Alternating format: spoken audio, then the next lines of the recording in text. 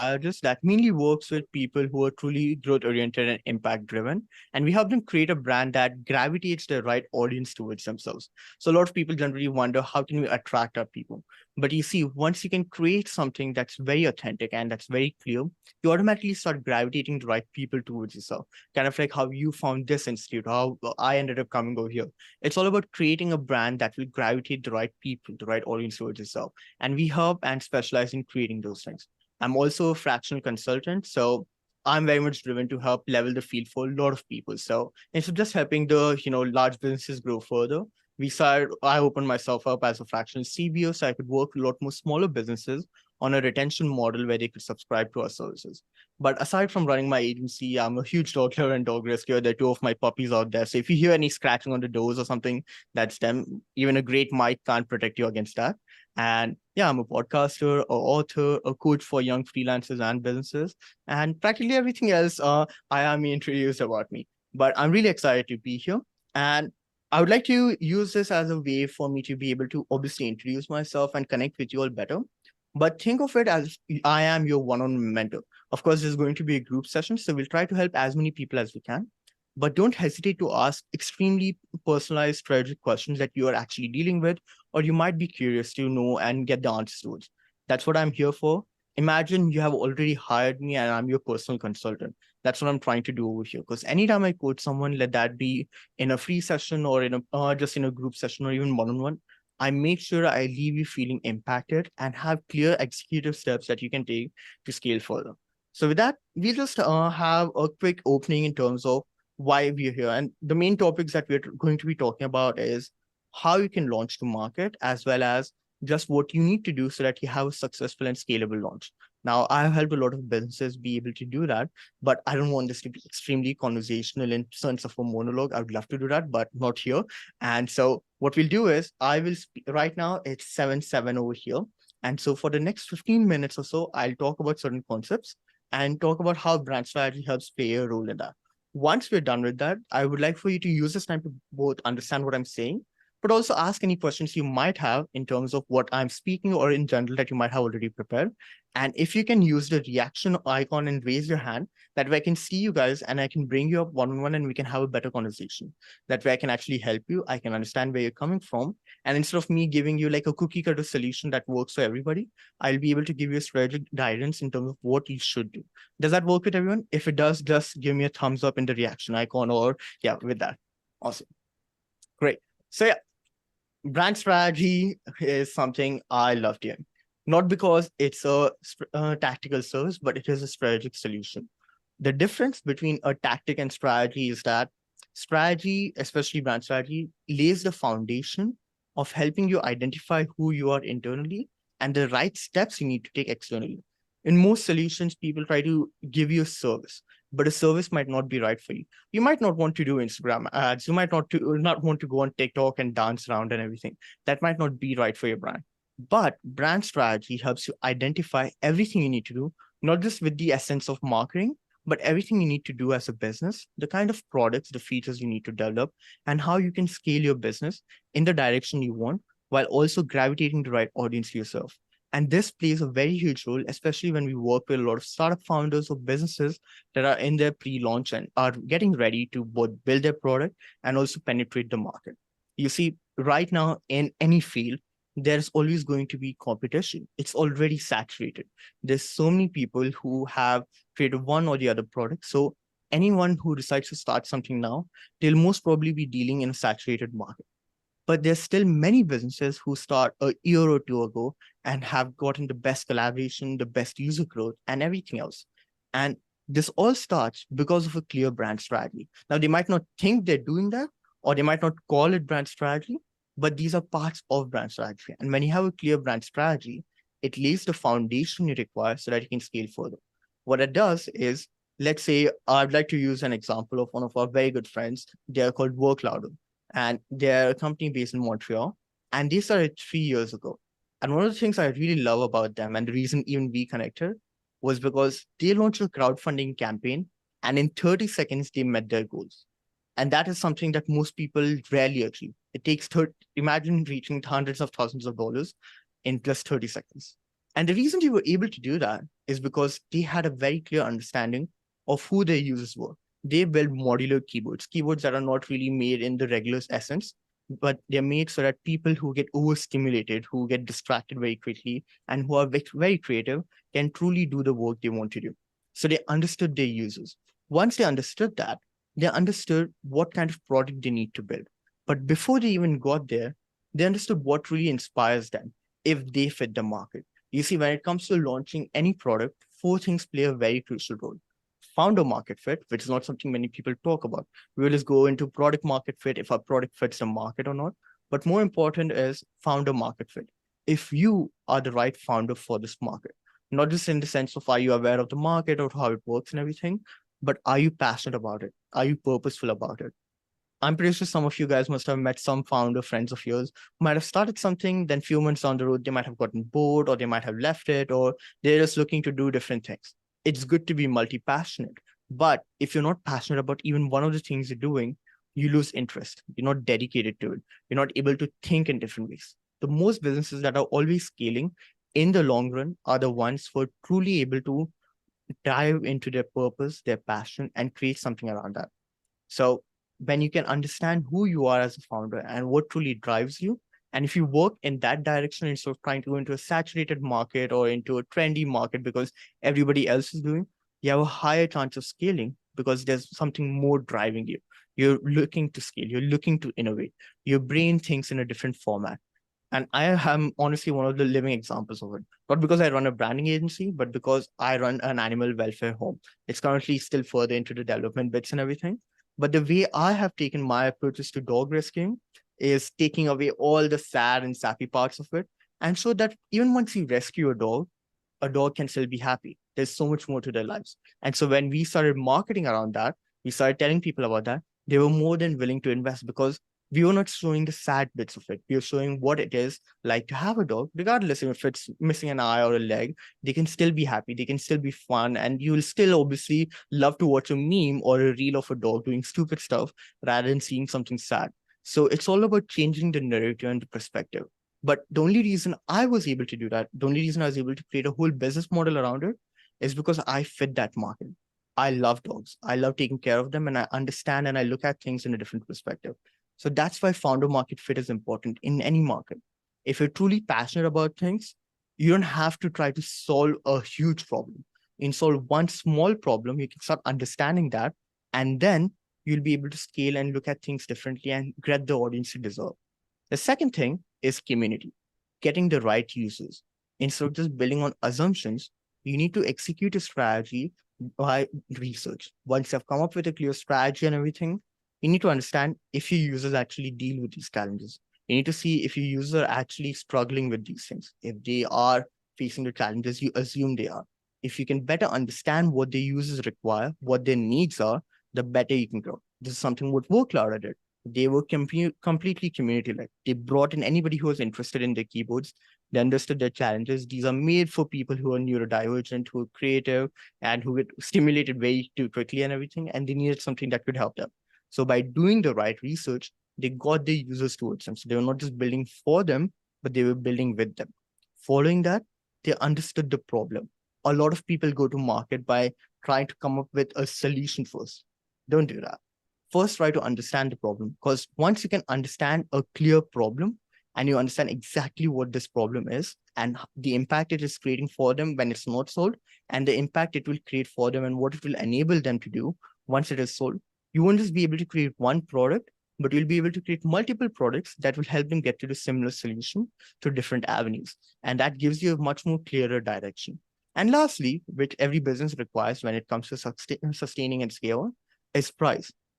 Pricing is something very complicated, but it gets very easier if you have done the first three things.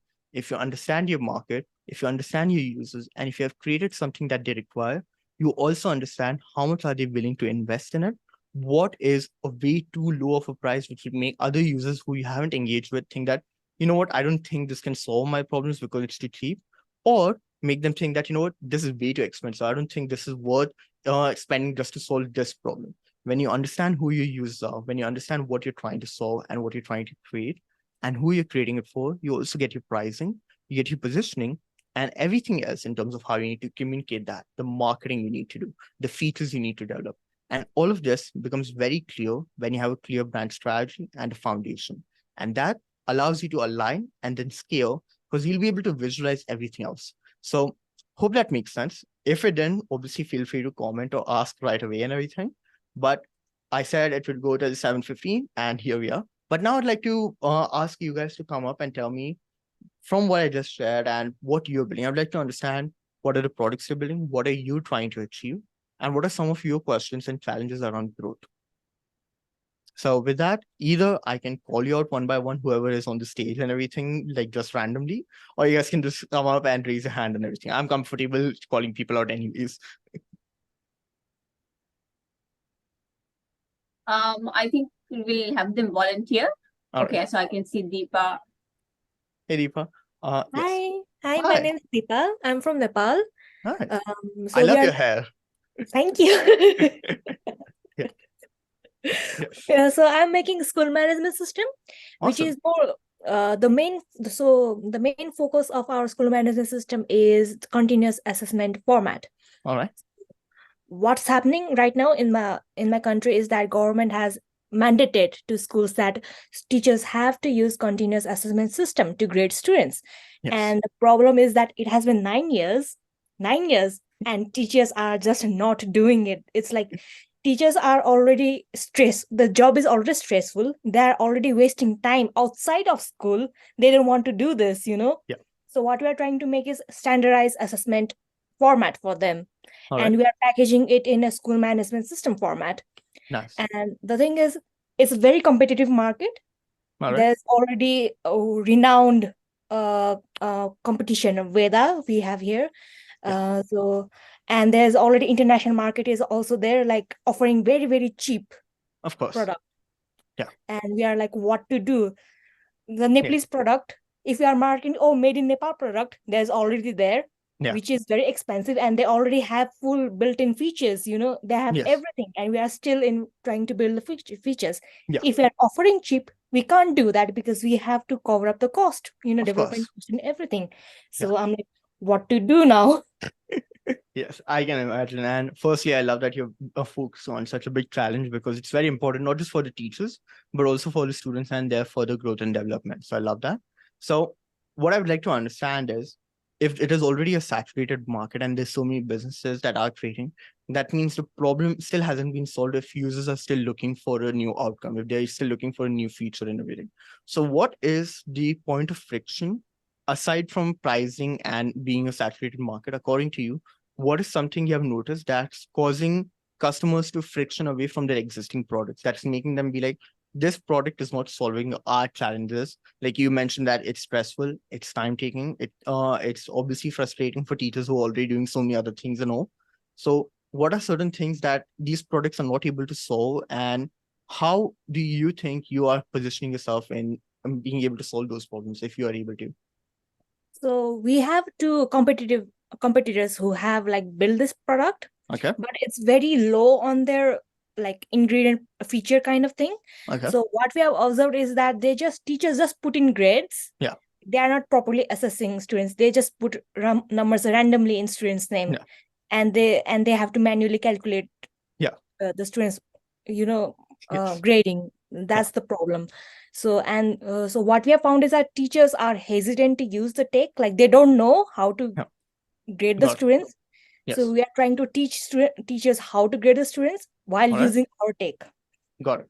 And so you have a lot of features, but what are the benefits? One of the biggest things when it comes to penetrating any market is not talking about the features, but the benefits. So when we try to communicate with our clients, we tell them that we allow them to build long-lasting relationships with their audience. That's what they want. They don't care how I'm doing it. They just want to read that. So when they read that, they're like, oh, Arcui, how do you do that? What are you doing over here? So yes. Yeah. So what we are trying to do is like the grading, it takes 3 days. Okay. With our system, it will be done within 1 day. All right. And what does that enable for them? So ask yourself this thing from a teacher's perspective. If it takes 3 days and you're doing this in 1 day, what is now being enabled for them? what are they able to do with this saved time, or this lack of time, how it has reduced now further, giving them a bit more of the limited time and everything. So now Ask they us. can, they can plan the lessons properly for the students better now.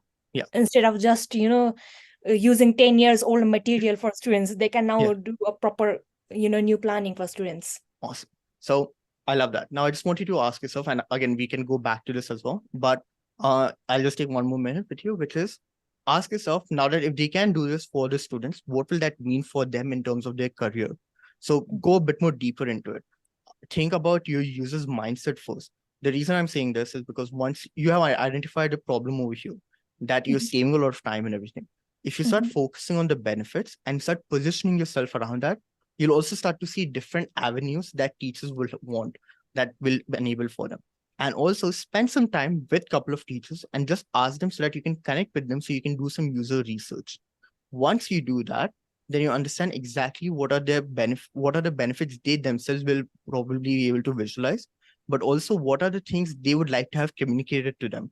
If you can do some good research, and it doesn't need to take too long, if you just spend like 10-15 hours as well with like 1 hour with 15 teachers itself, that's more than enough for you to be able to identify what would make them on board, what will make them just see this as a huge accomplishment. Like sometimes I look at softwares because I already know what I need, and I'm like, you know what, I'll buy it right away. I don't even look at the price. I buy it once I can be very clear about the benefits. So identify those benefits, see how you can communicate those benefits, not the features, see how you can communicate those benefits, and then see what are the ways your teachers would like to have that communicated to them. In terms of marketing, what are the resources? If it's going about doing workshops in institutes and everything, if it's about forming partnerships and everything, because you come under edtech. For edtech, one of the best things that we have seen in the global markets is that if you can come up with a teacher plan where they have special plans for larger institutes instead of singular institutes and everything, and if you can see how you can do workshops where it comes into learning and development, and if you can also further collaborate with the previous stages. So most teachers have to go through educational platforms or training themselves to become teachers. So if you can become a service tool for these teachers at that stage, you're training them, you're educating them, and you're helping become a tool in their ecosystem. So instead of becoming a tool for them to buy, become a tool that will play a huge role in their ecosystem, that once that tool exists, so much more is enabled for them. So for me, I use Butter. A lot of people use Zoom. I use Butter, which helps me facilitate better, which helps me do a lot of different things better, faster and everything. So it doesn't just act as a video conferencing tool, but it allows me to connect with my clients, bring up whatever they require very quickly, illustrate, facilitate, and so much more. So see the role your product will play in their ecosystem. Once you can understand that, and once you go a bit more deeper into it, you'll be able to see how it needs to be communicated. You'll understand your differentiation, but also your brand's positioning, which will provide you with the shift you require. And then all you have to do is identify the formats in terms of understanding. Now you have a very clear idea about the product and its benefits, but also what are the benefits these teachers seek out? What is it that they like to hear? And once you get that, then you can start positioning your product in that way so that it mends the bridge between the goals they want to achieve and where they are right now. And then you become the bridge. And once that is clear, then most teachers will automatically want to onboard. Of course, it requires a bit more in terms of marketing strategies and brand strategy and everything. But this is a good start. I hope that helps in some way. Yeah. Thank you. Of course. Yeah. Awesome. I see Hiruni and Rajyus as well. So I think we'll go with Hiruni first. Yeah. Awesome. Yes. Hey, how are you? Hi. Hi. Yes. Yeah, so I'm Hirani and I am from Sri Lanka, but I'm currently in Melbourne. Nice. I was but the supposed to be there. Oh, really? Yes. Yeah. You should come by. Yeah. Yeah. Yes. Yeah, so the company is currently based in Sri Lanka. Yes. And what we're doing is we're trying to build a contract management system for mid and large size enterprises. So Awesome. the problem we're trying to solve is currently in-house legal teams deal with hundreds of contracts on a daily basis. Yes. And they need to track renewals and terminations and all these sorts of deadlines related to those contracts. And what they're using right now is an Excel sheet with the names of the parties, the contract values, and the dates listed, and they're manually tracking each and every one of these dates. Right. So extremely tedious, time consuming. They get stressed out at the last minute, and sometimes they can miss the renewal or deadline or termination. And the company can face financial losses, right? Of course. So what we're trying to do is we're trying to automate that process so that it's they don't have to manually note down everything in that Excel sheet. We automatically extract the information, and then we send them alerts and notifications related to those termination dates or whatever deadlines that are related to those contracts. Awesome. So that's the problem we're trying to solve and solution. But something I'm facing a bit of difficulty right now is pricing, right? Awesome. Trying to really get the pricing right is Yeah. becoming more and more difficult because when I look at the Sri Lankan market right now, I've been speaking with like different customers and like when I compare them with the competitor pricing, right? They're expecting a lot cheaper products, but then competitors are pricing much higher, right? But there are no competitors existing in Sri Lanka.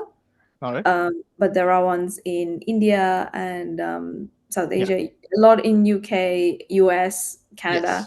Yes. So trying to get that right is really, really confusing.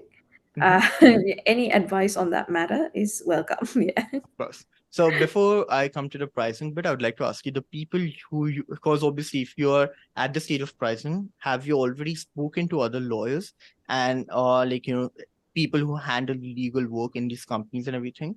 Firstly, are they from mid-level and scalable enterprise businesses, or are they at an early stage? Because again, we need to get the users right. Are they at that stage? Because when it comes to any product, like my prices are very premium, but I'm not made for everybody else. My prices are made decided based upon, like, I'm a service provider. I'm not a product. I don't deliver products. I deliver services. So my prices are based upon the impact I can create and also what motivates me to be able to deliver my best work. Because if I'm not motivated, I can't do a good job. Then my clients will suffer the consequences for that. Yeah. But when it comes to products, you can have extremely ridiculous prices as well, and users will always buy if you can first understand who are you targeting very well. So I'd like to ask you, with the lawyers you're talking to and everything, or whoever your customers are they exactly the ones this product is made for?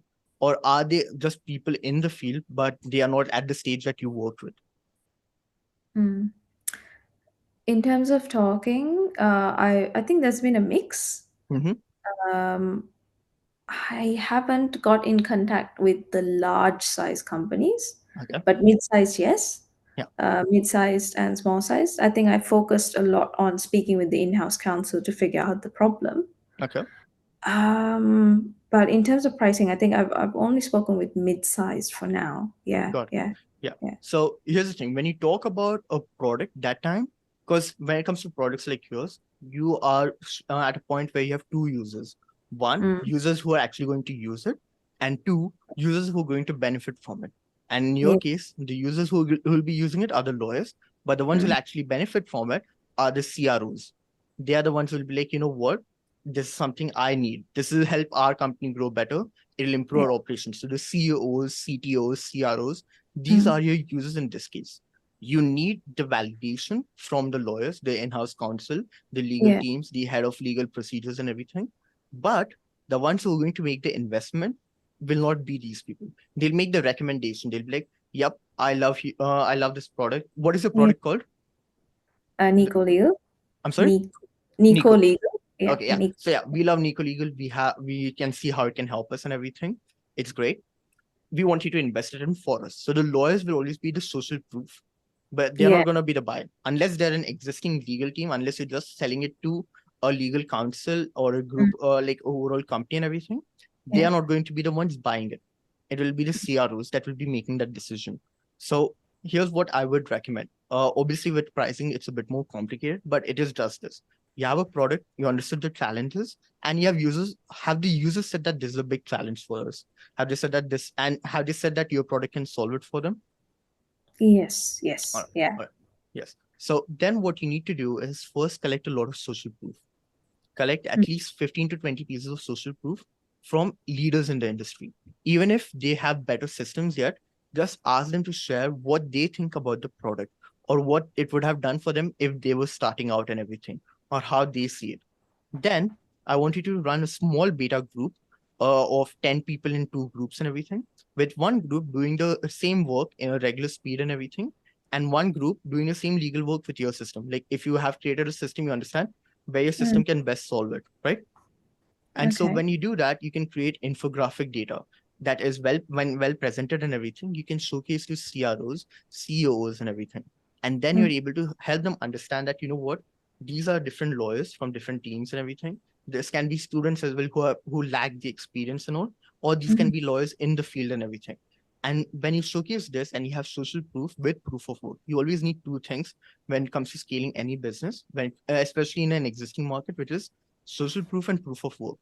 Social proof Okay. that, yeah, others are using it. If people are tweeting about you, if obviously the social platform your audience will use, if they're seeing others from that platform talking about it, that's great. If you can collaborate with other legal companies, see aside from your product, what are other things they'll require and what you can do. Now, this is something down the road, but initially for your pricing, you just need social proof and proof of work, and ask the legal experts, the people who are actually in the large scale businesses, what would they like to invest in this, or what would be a price for it. Don't ask them if this price validates for them, but ask them what would they like to invest in it, and see how many of them go above what your ideal price is. Like what would be an ideal price for your service on a annual basis or monthly basis. Okay. Yeah. So if you can tell me what would be a monthly retainer for your services. Oh, wait, I'm sorry. I No, missed that. and I was One asking you, said what is your monthly like? What's the subscription cost? Like, what's the cost of your product? Currently the cost of our product Mhm. in sorry, let me just we're looking at sorry, let me Yeah, just that's all right. yeah. You want monthly cost? Yeah, just give me a ballpark. Yeah, it's around yeah, well, once we actually get started, it'll be around 72K, yeah. 72,000 Sri Then Sri Lankan, Lanka. Sri Yeah, Lanka, sure. right? All right. Yeah. I have no idea what that is in USD because I work well in I, USD, but yeah, yeah, let me just convert that Sri Lankan to USD. All right. because like yeah. Yeah. All right. But yeah, if it's 72,000 over here, let's see. That's like $200 per month. Yeah. Yeah, so that honestly is very cheap. Like I can Yeah. tell you right now itself, that's very cheap because we pay about $300 a month for a business management platform that's not made for Mhm. legal work, but generally all the things we do. And we are a small business right now. We Okay. work because my team is very small, my clients are very specific and everything. But businesses pay up to $10,000 to $20,000 in operation costs.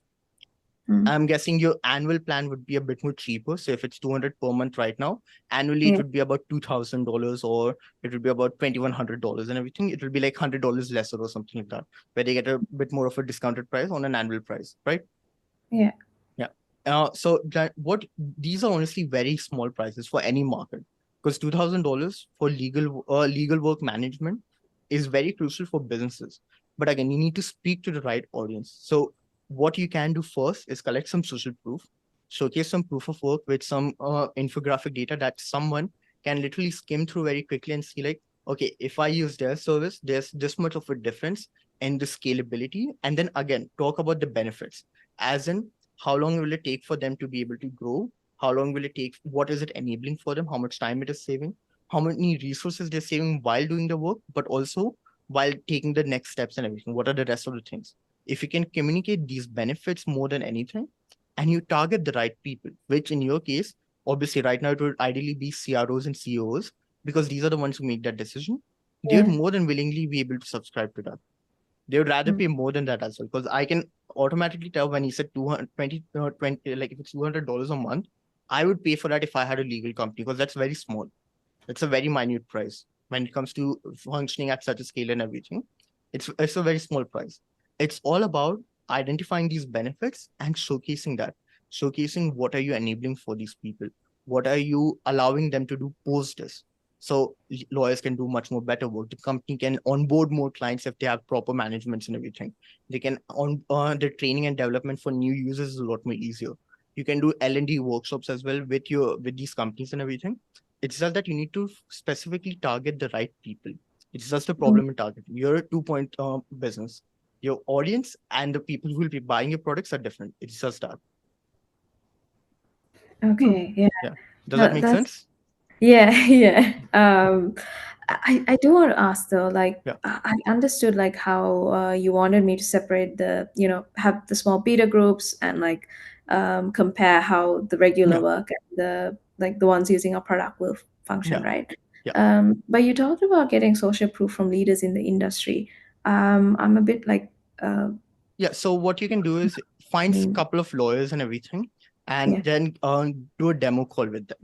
Be like, hey, so this is what like I really love your work, especially if they're thought leaders or if they're in the influencer space and everything, or if they're doing great work, people who are easily recognized and everything. And Yeah. ask them like, hey, we're doing a demo. Like I really love to. I've built something and I'd like to showcase it to you as part of my research. Showcase them the product. They'll have some questions and everything. And once that is done, build a relationship with them and just ask them, can you give us a review in terms of what you think this product would have done if you got this when you were starting early on and everything? Because one thing you also need to realize is that when it comes to lawyers, they are people of habit. When it comes to legal, Yeah. when they're in the legal rooms and everything, when the court, they think differently. But the Yeah. procedures of getting there is comfortable. So if Yeah. it's comfortable for them to do the Excel work, they wouldn't change it because they have become habitual to that. But if there are people who are saying that, you know what, this would actually make our work easier, it obviously will take some time for us to adjust and everything, but it'll make our work very easy. And if they're seeing that from other people, you can even go get some sponsors and everything. It costs like $500, where you do a social proof experiment or you reach out to some people, you do demos. And if you can get like 3 to 5 social proofs and everything from people as video testimonies or 15 just regular text testimonies, that's more than enough. If you can show what companies use the product and everything, you can get some on as part of a beta group and give them free access or a discounted price.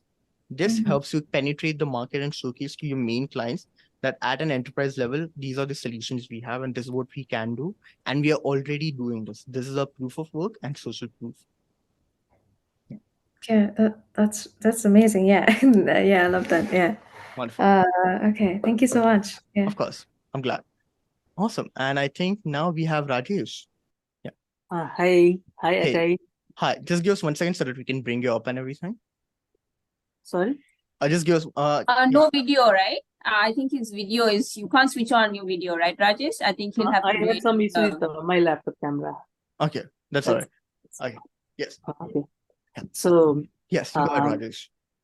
So we are doing bus ticketing business Okay. for the bus owners, Okay. and it is B2B, All right. and we are helping bus owners to increase their sales Okay.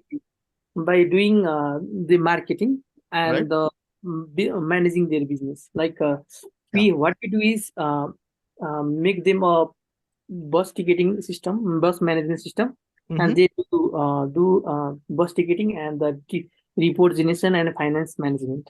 All right. And other thing is we are providing a tool for them, like to do the like email marketing, SMS marketing, notification, and everything, so Okay. that they can grab more passenger when they have lesser passenger on a Got it.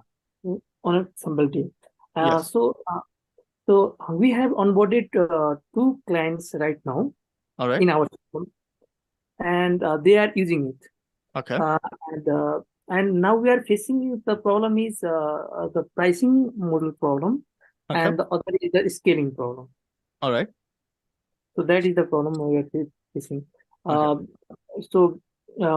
Previously we directly talked with the main president of the bus committee, Okay. and they arranged the meeting to their shareholders, and we presented the pitch decks and the sample of Yeah. our website and application, and then they got impressed and they Yeah. started use it. But there are more customers of the which are not technical, which are not so educated, Yeah. and we are trying to convince them to use our product, but they are not trying to listen to us. Okay.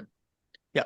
So this kind of goes a bit into what I was just talking about Hiruni, which is the creature of habit aspect, that when it comes to introducing a new product in a field where people are already existing and have become comfortable with certain structures and everything, it's very hard. So I'd like to better understand as to what do you do? How does your operation work when it comes to your services and everything? And so imagine, so it's mainly for bus drivers. So is it individually for an each bus driver, or is it made like an app that automatically notifies and then a driver can handle it, or will it be taken over by a greater management for all the buses under an organization? How does that work? It is for the organization, not for the bus driver. All right. Suppose someone is the bus owner All right. that runs the bus company, and in the Yeah. bus company there is the bus management team, Mhm. ticket management team, Yeah. another is the driver staff who is run the bus. Got So it. it's for the bus management team, Yeah. and what they actually do is on the normal day they search for the passengers. Yeah. To carry in the bus to Yes. and hello? Hello. Yeah, sorry, go ahead. I think someone is on someone just Okay. unmuted themselves, but yeah, Okay. do go ahead, Rajesh. So but what the problem is, there are multiple competitors in the market, so they don't get much of passengers in the bus. All right. So their revenue lost by more than 35% in a single day. Okay. So we are trying to help them there increase their sales by means of doing SEO on our website and get more traffic and provide the traffic to them. Understood. And are these like regular buses, or are these like the travel or company buses that are It's generally regular buses. okay, regular buses? All right. Regular buses. It Okay. is long route buses, like Okay. which is for the more than the one run for the one more than 150 kilometers. Okay. Understood. So Yeah. and what we all things do is like we do the issue and we do the email and SMS marketing for Okay. them and increase their passengers. All right.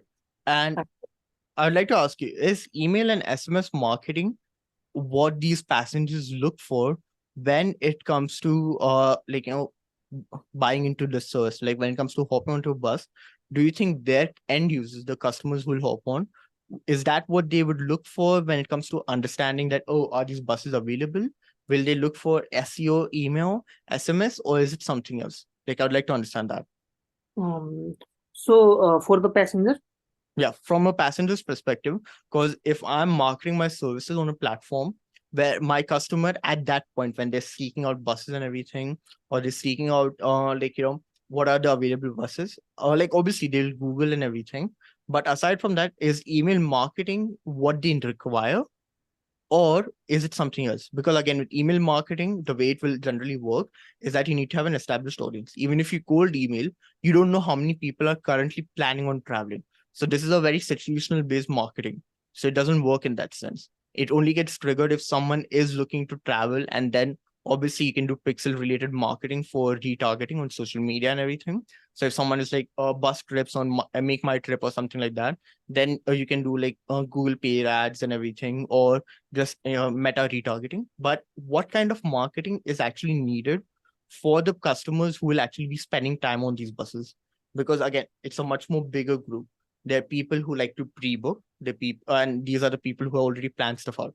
Then there are people who would like to get like last minute emergencies, and not everybody is like, let me just go have some fun and everything. Like I'll just pack a bag and just hop onto a bus. So who are these people, and what is their overall demograph looking like, but also what is the psychograph like? Because if you understand that, you understand how your services need to be marketed to the end user, not to your clients, but to your end user. Once you can identify that, you'll also better understand in terms of how this is going to benefit them. So I'd like to ask you, like, has email marketing previously worked, or for the current two businesses, has it worked for them to get more people? so we have not yet started for the email marketing and any marketing, but we have we are going to start and we have onboarded 2 customers on our platform. Yeah, that's great.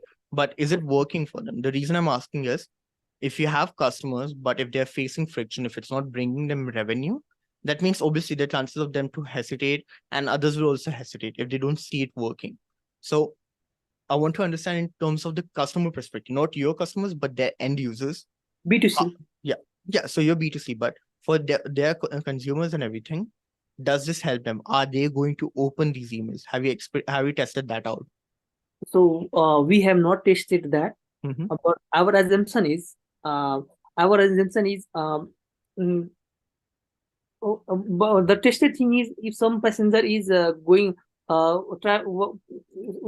planning for travel, then Mhm. they are going to search on Google. Yeah, they're going to search on Google, but from Google, they're not just going to book a bus. They'll ideally look for, there's a saturated market. They'd go and make my trip. Like I'm visualizing myself, like generally when I like to go on trips around the city and everything, or just when I like to go visit and everything, sometimes I like to take the buses just so that I can experience more of the dhabas and everything. Like I'm a huge foodie, so I like to just stop around and everything. So I get to experience that more with buses because I don't I can't do that in trains and everything. Neither can I do that via flights. So when I'm in the mood of that, I do that. But even then, I use apps that allow me to do that. So you have made an assumption that this will help out, but you need to first understand your user journey a bit more better. That way you'll understand exactly what the customers are going to do post this. So maybe create a small group of people, customers from different demographics. Because again, when it comes to traveling, it's very situational. Many people will be traveling. So you create an ideal group of people who will benefit from this. So you need to create two customer profiles. One, who is going to be the end user? Who are these made for? Is it made for people who are constantly traveling, people who love to travel? So again, their lifestyles are different. So once you identify that, the second thing you need to understand is what kind of bus companies do you want to work with? Do you want to just work with all the bus services, or do you want to work with maybe a niche down or someone who specializes in traveling? So niche down on two things: understand your main service, who you'll be selling it to first, and who their end users are. Do some testings and see what is it that they actually require. Because what you're providing is a tactical solution. But if that tactic is not right for their market, then there's no point. You wouldn't want to invest like you wouldn't want to run ads and everything. Like sometimes I get cold emails by someone asking me to, like, if I'd like to run ads on railway stations and billboards and everything. But the thing is, I don't have an Indian audience at all. Like my main clients are in Los Angeles and London. So me running ads over here does nothing. It's me just spending money to no end. Because the mindset I work with, the kind of industries I work with and everything, they are in London and LA. So you need to first understand as to what are the main things that these people are looking for, and how, like, you have made an assumption. Now you need to test that assumption out. Once you can do that, you get a much more clearer model and what service you need to provide. And once you can identify that and understand that, that way you can reach out to more of your clients saying that for these service providers for these customers who are your main users for your service providers and everything, who are the people who generally use your buses and everything. Once you have done the research, like I know that the kids who, like, the people who like to travel, they prefer buses like yours and everything. They prefer your organization and all. And so for you, this is a great product because you have tested it out with your end user already. And so then that becomes easier. Does that make sense? Yeah, completely. Yeah. Amazing. That makes sense. Yeah. So let's spend some time first identifying exactly what are the points of friction, but also what actually works for them. Because again, we always think that there are amazing solutions out there for everything, but we need to first see if this is the right solution for them, if this actually helps them get where they need to be. So before you solve something for your clients, right now you're coming up with a solution. Spend some time understanding what is the problem first. What is the big problem? And also from the user perspective, what is the challenge they're facing? What is it that they require? And then see if you can actually solve that with your existing resources, or if you need to pivot, because you're at a good stage, you're still starting out. If you can pivot now and create something very well, that's well defined and can actually be executed and will be something so your buses and everything would want to opt into, then you have set up everything you require to actually create a scalable model first at a local level, and that itself will be able to reinvest into scaling the model further into multiple cities, multiple states, and then throughout the nation as well. That is great. Arcui, what I was thinking is to test the email marketing. Suppose uh, suppose uh, I have enrolled one bus company. Okay. And their route is from A to B. Yeah. And if we can target the customer of the A to B with email marketing, And if you can get the customer with that marketing, then it should work, right? No. So right now you're still trying to prove email marketing works. So in this, first understand what is the marketing your customers require. What is the marketing their end users will look for? So first understand that and then test it out. If email marketing is the case, then that's great. But if it's not email marketing, if it's something else, because like I'm telling you from my perspective, I'm like ideally I wouldn't like I'll only look for emails when I'm like onboarding a bus and everything to show my tickets if I have it. Or else I'd ideally prefer a mobile app. Or else I would ideally prefer having it already downloaded and everything. So I'd prefer a notification or an SMS. That's great. But that is for making sure the sequences are going well. But for the onboarding, the marketing bits, I will not look for email marketing. So, but again, I might not be your audience. So identify who it is that you're trying to serve, understand exactly what they require and what form of marketing works for them. Does that make sense? Yeah, that makes Yeah. sense. That is So great. just spend some time doing some research. That will help you understand what kind of marketing you need to do and what is the service you can best provide. And that will further help you understand how you can price yourself, how you can communicate your value and everything else. That's awesome. Thank you so much. Yeah. Awesome. So are there any other questions from anybody? I think not. Sorry, did somebody say something? Who wanted to go next? By the way, was that anyone else wants to go? So I messaged a few people. I think there were no more questions in the sense. Do you want to talk about something else? Oh, and I see Najiba's hand up. Right. So Najiba also actually can't switch on a video.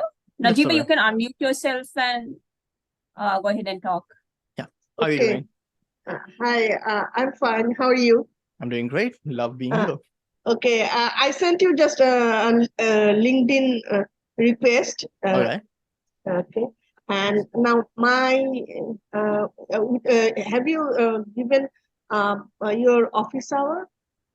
My office hours are very weird. I work only 40 to 50 hours a month and everything. So they change by the days and everything. But yeah, you can connect. I've seen your request. I've accepted it just now. So we can stay in touch. But is there something I can help you right now? Yeah, I wanted to talk to you about my project. Yes, please go ahead. And I think I need an appointment and then I will talk to you. Najiba, you can do it in this session. Yeah. Sorry? You can ask me You can whatever do it you want now. right now. Yeah. Okay. Yeah. Now, actually, I am very much conscious about and eager to develop my brand image from the very beginning. All right. But I don't know anyone with whom I can work or to guide me about developing my brand, Okay. but my corporate brand. So, how All can how should I proceed and what should I do? And is there any do's and don'ts or your guide or advice? Sure. The to first thing I would develop- say is forget about the corporate brand. If you want to establish your own brand, forget about the business. Because at the end of the day, you might potentially start two other businesses. All of these things are your extensions. Me as an individual, I'm a facilitator, podcaster, dog lover, rescuer, coach, different things. They're all extensions of me. They're not my entire identity. So if you want to first build your own brand, understand who you are as in the impact you want to create, who do you want to create this impact for, and how you can communicate this for them. Focus on yourself first. Focus on understanding who you are and who you want to be, who you can help and how you can help them, and how you can communicate this to them. So there are different mediums. At the end of the day, you don't have to be on LinkedIn, you don't have to be on Twitter. You need to first understand the platform that works best for you. But when it comes to creating a brand, it's not about social media. It's about authenticity. It's about being able to express certain parts of yourself to your audience. Anybody who comes into sessions with me and everything, I make sure that they end up feeling, aha, I didn't think about that. And I know that anybody who engages with me will feel the same way. They do resonate that. And that's because that is who I am. And so understand who you are as an individual and how you can best express yourself. Once you can do that, it allows you to scale further. It allows you to be able to communicate about certain aspects that you specialize in, not just with your business. Like I work with certain founders, like I work with some founders who have 50 billion valuations and everything, and they don't come on LinkedIn to talk about their products. That's the least of their concerns. They come on LinkedIn, Instagram, and everything to talk about themselves, about their ideologies. Some of the founders, they talk about great company culture, and they're not leadership coaches or whatever. It's just that is their values. That is what they like to talk about.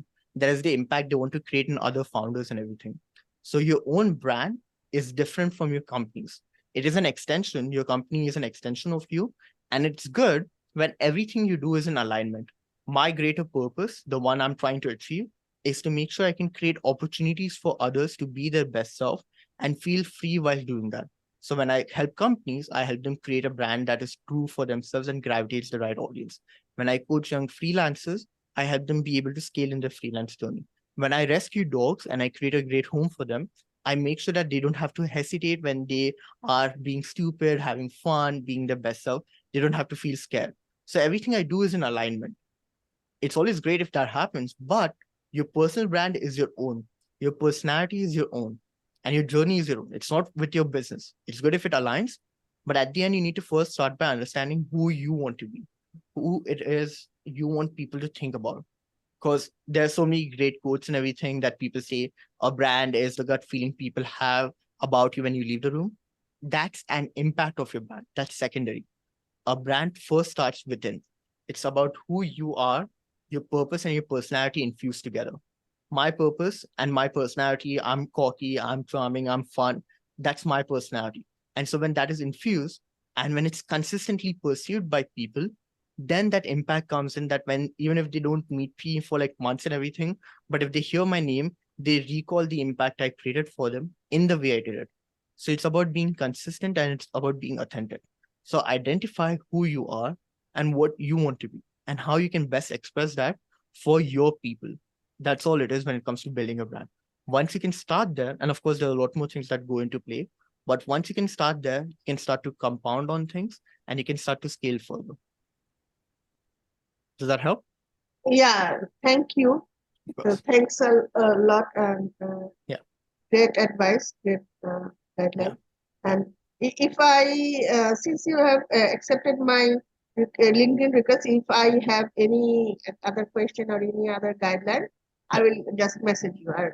Sure, I'll try my best to respond, but as even Ayumi said that, again, I'm not free that much as well, but also, Yeah. yes, but I'll try my best to help out. All right. Yes, but if I want to work with you, or what should I do? Or if you are too much busy to work with me, then is there any recommendation that whom I can talk to or whom I should work with? Sure. We will keep that for later because again, I want to make sure that this session is made so I can help everybody over here. So we can talk more about that later. We are connected on LinkedIn now. But I also see that Hiruni and Deepa both have questions. So in my screen, Hiruni is first. So Hiruni, if you'd like to come up and ask a question, please go ahead. Yeah. Hi again. This time I just have because you're talking about marketing, right?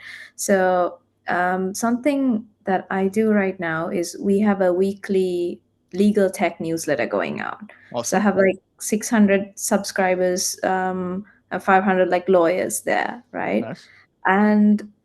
But the thing is, like you said, our users are lawyers, in-house counsel, and it's getting fairly good engagement for now. It's on LinkedIn, right? Awesome. But I'm just wondering if the marketing that we should be looking at should be towards the organizations or the in-house counsel, because yeah. Oh yeah, sorry, go ahead, complete your question. Yeah. No, so it's mainly targeted towards lawyers. Even the content I put up on LinkedIn, it's all towards lawyers, and I have a fair base of lawyers on my network. Awesome. Yeah, so it's just I'm not quite sure what to do on that end. Yeah. No, so when it comes to content, you do need to make lawyers aware because at the end, lawyers are the one who are going to use it. They're the ones who are going to vouch for it. When it comes to the pricing and selling of your services, you can of course sell it to lawyers and everything, but in these companies, the enterprise level businesses, it's the CROs that's going to make the decision. But Yeah, marketing to lawyers, showcasing lawyers is what's going to help them realize that our lawyers are going to buy this. Like, so let's take this situation as an example. I work with different businesses and I can help businesses and everything. But I had to talk with Ayami, and then I was like, okay, we spoke and everything. And then it made sense for her to bring me on over here. It made sense for her that I would be a right service provider over here for you Yeah. guys. You guys are my clients. But Ah, because yeah. I've had so many others, it showcases her that, yeah, I'm a good fit over here. And hopefully after this, if you guys put in good recommendations, I'll be a recurring person. And I hope that to happen. But that's the thing. That's how it works. So Yeah, when yeah. it comes to marketing, if you have emails, that's great. What I would suggest is take your newsletter away from LinkedIn to a Okay. different platform. You can use something like Substack, because the newsletters on LinkedIn work differently from the newsletters which are actually sent out. When it comes on LinkedIn, it's all Mhm. about notification, and you're already drenched with so many things. You don't get to segregate things. You don't get to keep them separately. And most people subscribe to newsletters, even if they engage with it. Most people subscribe to newsletters the moment they get connected. Like if you send me a connection request, within a few minutes, LinkedIn will send you a connection for my own newsletter. But the thing is, on LinkedIn, my newsletter has 500, but my newsletter that is the same thing that is being hosted on Substack, both of them started at the same time, has 8,000 subscribers. Because people are, when it comes to your ideal clients, we have the same, like in terms of seniority, our clients are the same. They check their emails more often. They are more inclined to be like, for them, even the social media is where they're active. I wake up, I take my phone, and then every day I wake up, once I've done everything, once I'm walking my dogs, I check my emails and I go to my LinkedIn. Emails comes first. And so if I get notified, and emails again, you need to get your timing right. You need to get your topics right. But if it's talking to lawyers, if it's talking about the different impacts and how your product enables things for them and different things they want to achieve and everything, lawyers will align with you. Like one of our friends recently closed a partnership with Figma. I don't know if you guys are aware of Figma and everything, but they closed a partnership with Figma, and they were just around for 3 years. But the reason they were able to get that was because the audience in Figma, the employees of Figma were in their community. They were inclined to their products. They're like, this is amazing. So they made a mock-up a while ago. And then when that happened and everything was going great, they ended up getting these people. Like Figma was like, yeah, that works. That's great. So it's all about first understanding what you want to do, what you're trying to create and everything. And once you've created that and you market it in the right place and everything, if you have a lot of lawyers using it, and if you have a lot of lawyers dropping recommendations, reviews and everything, then the decision makers will have all the things they require. Social proof of work, and an audience that vouches for you. That's all it is. Okay. What was the platform you said? Sorry. Substack. So Substack is a great newsletter platform because it's completely free, but also when you go on Substack, it acts as an SEO platform. So every newsletter of yours acts as a blog as well. So people can revisit that just like on LinkedIn, but it's a completely separate platform, but it also mails it to people. So people can segregate that stuff. People can keep the newsletters in different labels and everything. Like I have a whole category in my emails just for the newsletters I subscribe to. And so I can read them as often. So you don't get to do that on LinkedIn. On LinkedIn, you have hundreds of notifications. So you're losing the traction over them. And you don't have that much creative freedom either.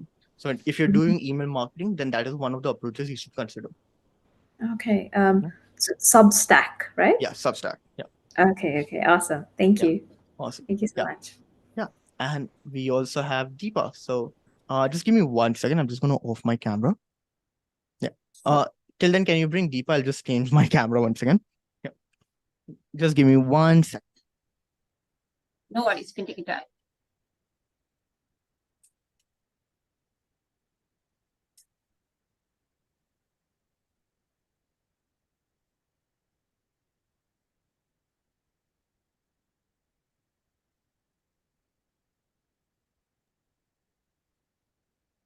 Okay, so Deepa, the last question. Does anyone have any other questions that they want to ask? You can raise your hand.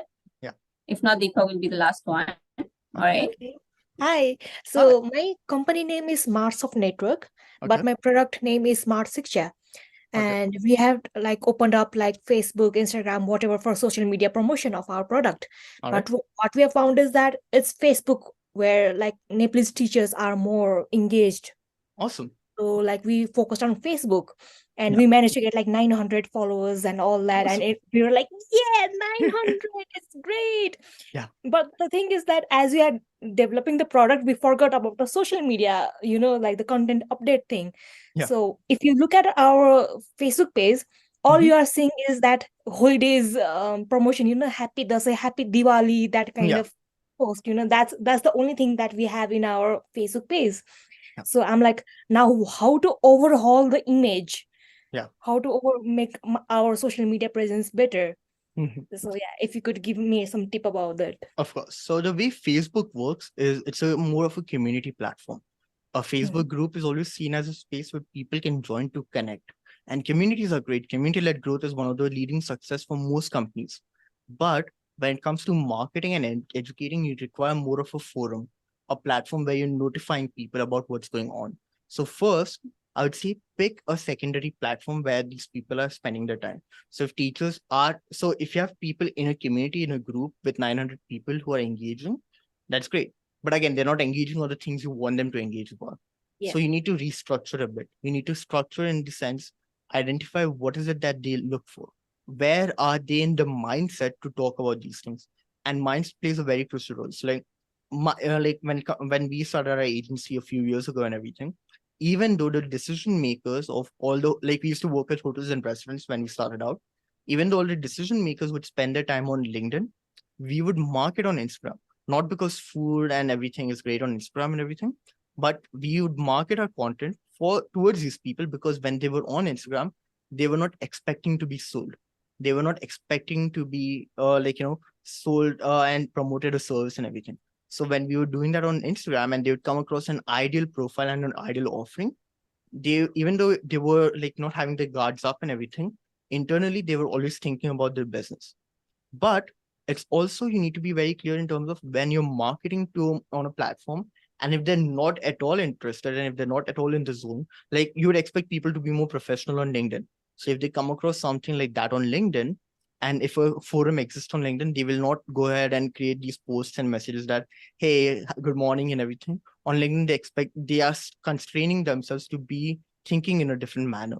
So see what is the kind of group you can create where you can get these people, but also you can facilitate an environment. So Facebook group, great, you've got these people. And it's good if they can talk to you, if they can share other things. But you need to be able to restructure it a bit. You need to be able to structure it in a sense where first you set certain rules and everything, like no spamming, no promotion and all that stuff.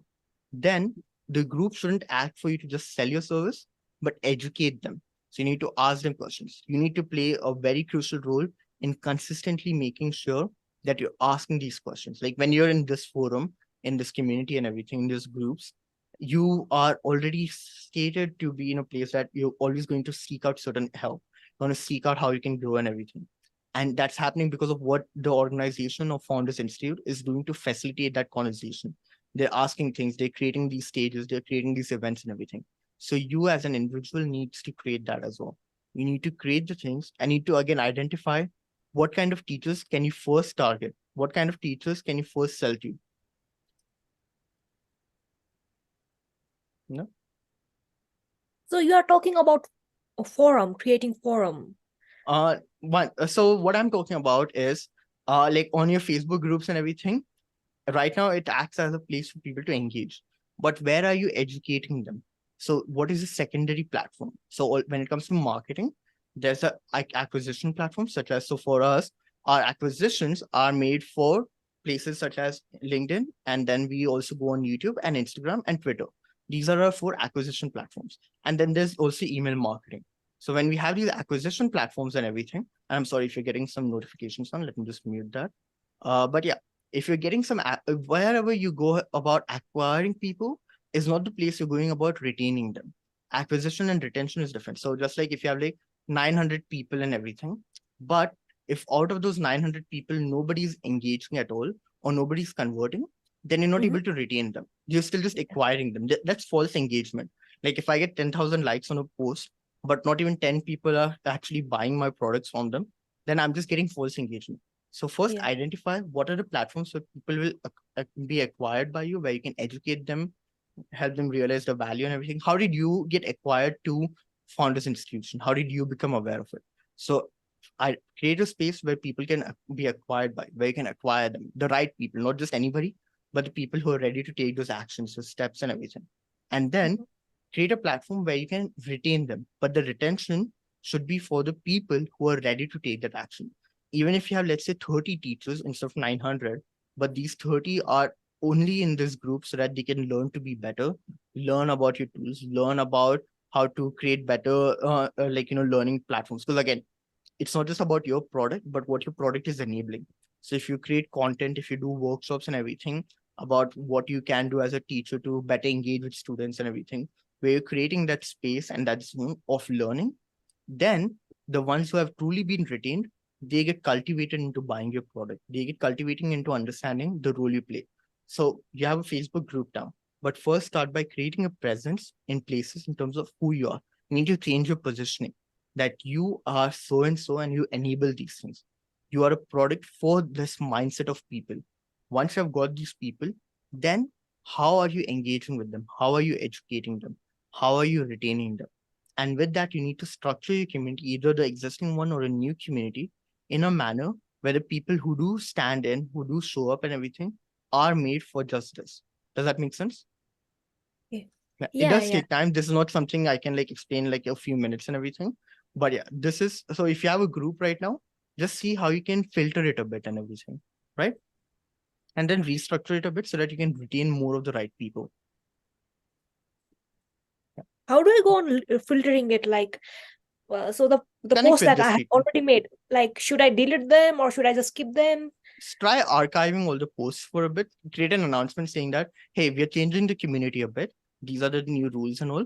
And you're archiving all, you're just seeing that all the posts are either being archived or you go heavy in terms of creating content. Like, let's say for the next 30 days, you're the one who's creating a lot of content. Then if someone is exploring the forum, all they see is your content. So you're not removing what they have done, but you're amplifying your efforts in it. It's not spamming, but you're further educating it. So you're structuring it in that sense. The more you do that, the more it influences others to be like, I want to share my thoughts on this, or I have something to add. It's great if people are wishing. That's always good if you have a community that is open to talking about these things. Most companies create communities and nobody actually cares about the people or truly engaging or being active there. If you have people who are active there, you just need to reinforce what they're here for, so they're active in the right direction. Okay, thank you so much. Yeah, of course. All I right. am, yes. One more question, but I do want to ask you because we I'm- told the founders this is one hour group office hour. I know I schedule a little bit of extra overtime, but are Yeah. you okay with taking one more question? I can take one more question. Let me just 1 second check my calendar because I'm in the meeting zone and everything, but I just want to make sure. Sure. Yeah. Because I don't want to be late for my next meeting. So I can take one more question because in 10 minutes, I have to literally hop onto another meeting. So I can take one more. So- It will be very quick and short, but yeah. Hari, go ahead and ask your question. Yeah, hi. Hi. So, I have a startup that is onto sports tech, Awesome. and I work in a organization that is into energy as a service. Okay. So I have I'm in a bit of a pickle over here in terms of, my network in LinkedIn is most towards sports. Yeah. But the investors of the energy as a service company, they do follow me. They do see every single thing that I post. Yeah. So I'm not able to promote either of it because that gives a contradicting view for the network that I have in LinkedIn. People who joined my network for the reasons on sports tech, they might be wondering, okay, why this person is posting something on EV. So posting something on, what did you say? EV, electric vehicle related, energy as a service related details. All so right now I find it very complicated to Yeah. how to build my personal branding in LinkedIn. I do understand that, I literally don't have to promote the companies that I'm working for.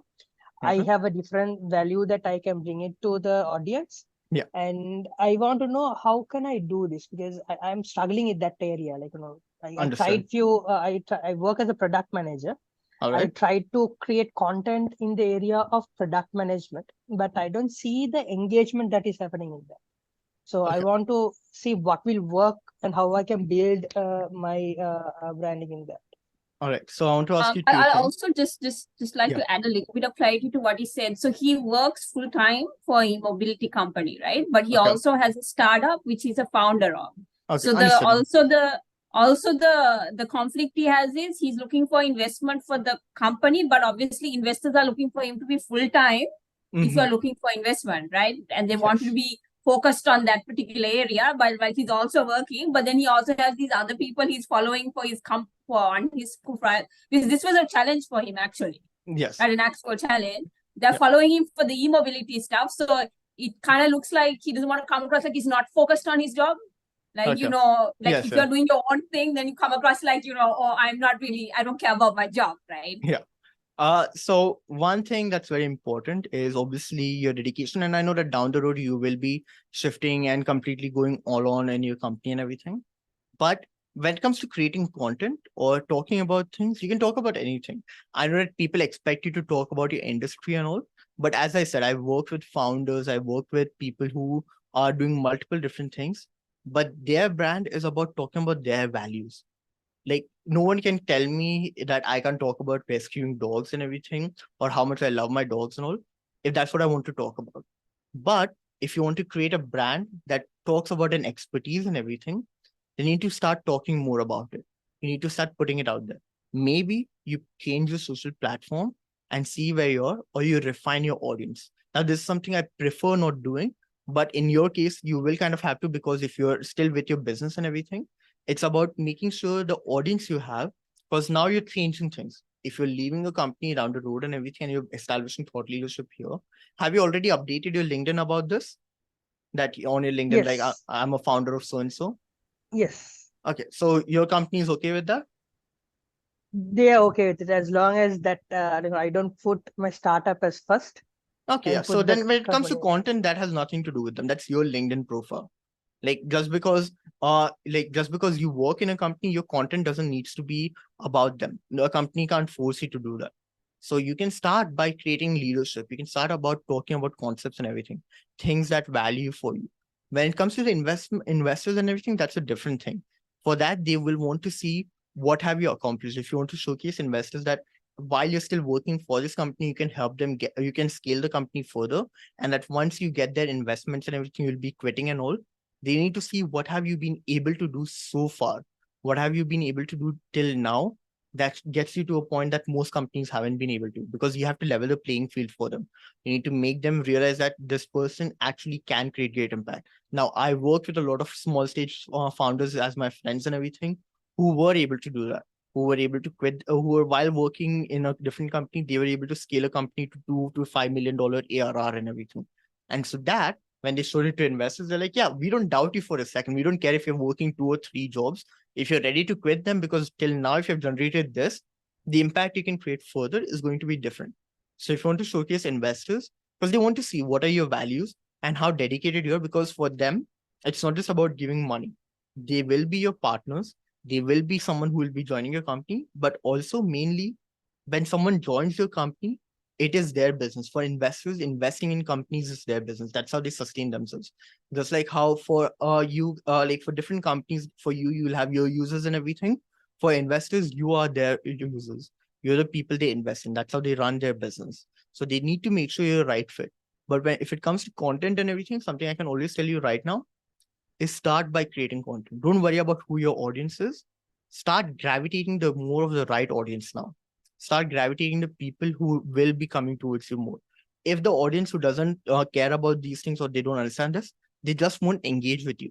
But the more you compound on the people who will, the more you compound on people who see the value in you, that's all you care about, right? Like you don't care if like some of my high school friends and everything follow me on LinkedIn. I don't care if they engage with my content or not. I care when my investors and the companies I work with or want to work with engage with my content. Because if they engage with me, it doesn't matter. They're not going to buy my services. I can't help them. I can't do anything over there. So you want your right audience to engage with you. So all you have to do is start creating that content over there. Does that help? Yeah. That's right. That's right. Yeah. Awesome. Thanks. Thanks. Thanks. But yeah. All right. So I think we're done, right? Like with all the Q&As. You're on mute. You're on mute.